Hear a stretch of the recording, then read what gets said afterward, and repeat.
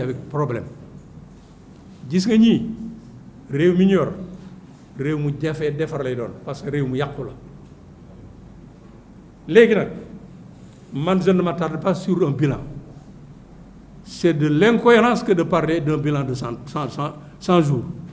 man la question que je me pose nan la ñu war a yore réew mi ba li nu daaloon dootuñu daal dama leen a wax ne képp fu ñu teg muy góor muy jigéen fépp fu ñu ko teg lépp ci xeet wi bu ñu ko xoolee dinañ ne kii de fa mu nekkoon war na faa ne fa mu nekk war na faa ne waaye bu leen teg nit mukk ñu dawal ñaari fan ñetti fan ñu ne kii de moo fi waxoon lii kii de moo fi waxoon lii il ne faut jamais faire ça et je leur dis yéen fu ngeen toll amu leen sañ-sañ lu dul da ngeen doon royukaay bu leen wax bu leen jëf mukk loo xam ne lii du luy jëmale réew mi kanam lay doon réew mi it na ngeen ko fa teg ko ci kaw lépp sur toute autre considération bu ngeen ko deful rek vous aurez des problèmes ñi leen doon jàppal nag dañ leen jàppal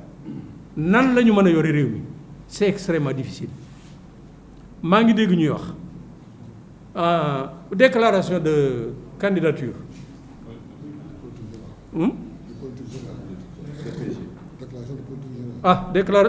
déclaration de politique générale voilà xam ngeen kooku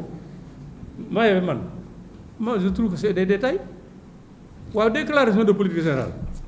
lu mati ñi ngi ciy wax mais déclaration de politique générale constitution dafa ne le premier ministre une fois nommé fait sa déclaration de politique générale article 55 waaye néewul kañ assemblée nationale moo koy organisé dans sa loi organique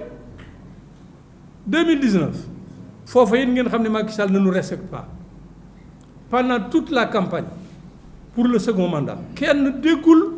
fu mu ne day supprimer poste premier ministre ñu fal ko rek mu xëy ne kii le poste de premier ministre est supprimé loolu defe ngeen ne Macron ñeme na ko il ne nous prend pas au sérieux alors dindi na ko par conséquent la lié woon premier ministre ci loi organique ba nekkatu fa parce que déclaration de politique générale amul ñu dem ba mu delloosi ko waaye nañ ko delloosi ñoom ñu ko dindi woon ce sont les principaux responsables loolu yow mën a dindi dindi woon nañ ko premier ministre delloosi nañ à disposition ya nga xam ni mooy wax ne premier ministre dafa war a déclaration de politique générale devant les députés waaye nañ ko fa delloo loolu na rendi coow ma ni man journaliste bu ma woo ma ni man je n'ai pas de temps à perdre moins de 4 jours on peut régler le problème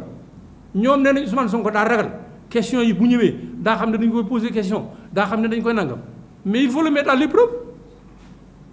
surtout que le président de l'Assemblée Mamadou Lamine Diallo bind na ko lu yàgg ne ko il faut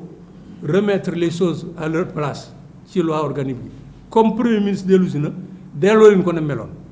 mu bind ko ne ko waaw j'accuse récession de nangam président de l'Assemblée nationale depuis 2 ans rien waaye mun a rendi coow booba ba tey ku jóg déclaration de politique Ousmane Sonko daawa d'accord waaye nañu dem d'ailleurs ñi ngi ci loo xam ne en moins d'une semaine mën ngeen ko def mu ñëw def déclaration mu jeex tàkk ñee dem opposé ñee dem gouverner ci loolu daa jari wax man ku ma invité ci tableau plateau télé bu ma ñëwee lu ma lay wax lan ñoo ko dindi woon nañ ko ca delloo mais kooku jarul wax et puis même bu ñu ko defee déclaration bi du ma Ousmane Sonko mais la déclaration n'aura aucun intérêt aucun parce que déclaration de politique générale da ngay ñëw devant l'Assemblée nationale devant les députés du peuple nga wax leen benn par benn réew mii ñu la dénk premier ministre yow nan nga ko war a yore dans le domaine de la pêche dans le domaine de l'agriculture dans le domaine de nangam ñu jël note poser question nga dawal nag ñoom en tant qu'assemblée nga xam ni seen pouvoir ci contrôler action gouvernement la bokk boo lëggee ñu ne la yaa waxoon fii lii kat defoo ko loolu tax defoo lii nangam waaye ñii ma gis 83 yii ay APR ak ay nu mu tudd prochaine élection législative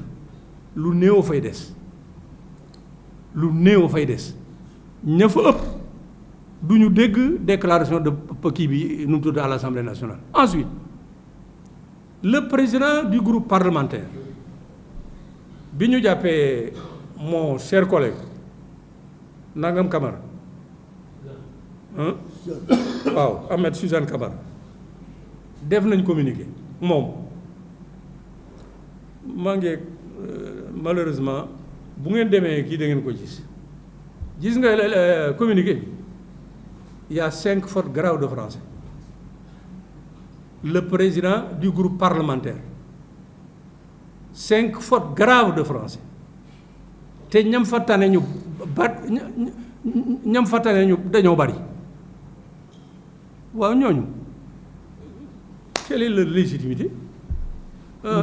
ku mel ni Abdou Mbow wax ji day xam na de ba Macky Sall ñëw nekkul fenn caisse d'avance gii ñu jàppe woon Macky Sall Khalifa Sall ci lañ leen doon mosal de te bu ñu defee élection législative bu daanoo il se retrouve sur les carreaux ñu bari loolu leen tax di wax moo tax déclaration de patrimoine bi man taxut amaluma ko solo li ma amal solo mooy ñii nan lañu war a yor réew mi yàqu koo xam ne gii ça demande des réformes profondes réforme de l'administration aussi bien centrale que territoriale réforme du système de rémunération des agents de la fonction publique et d'octroi d'indemnité mën naa leen fee jàngal loo xam ne da leen di wóor c'est très grave ce qui se passe gis nga administration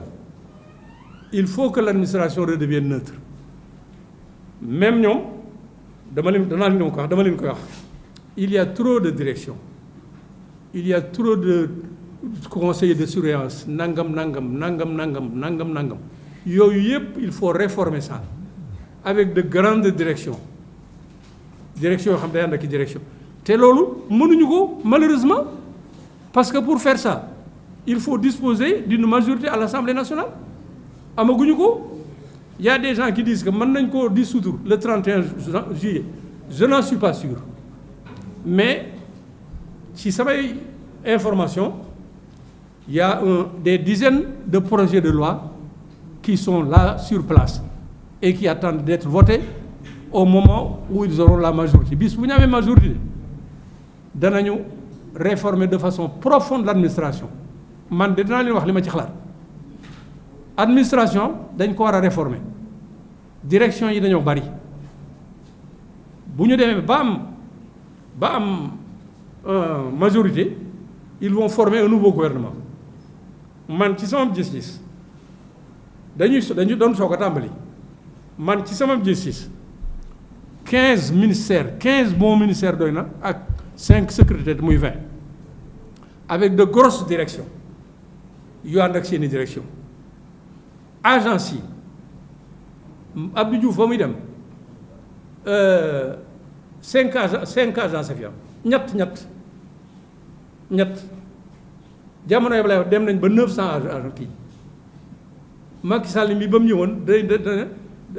l'écrasante da koy nu mu tuddati Fonds monétaire international ak yeneen kii démentir nañ ko wane nañu ne mënoon naa leen a liiral sax waaye jot gi amul yooyu yëpp dañ cee war a bu ñu demee ba majorité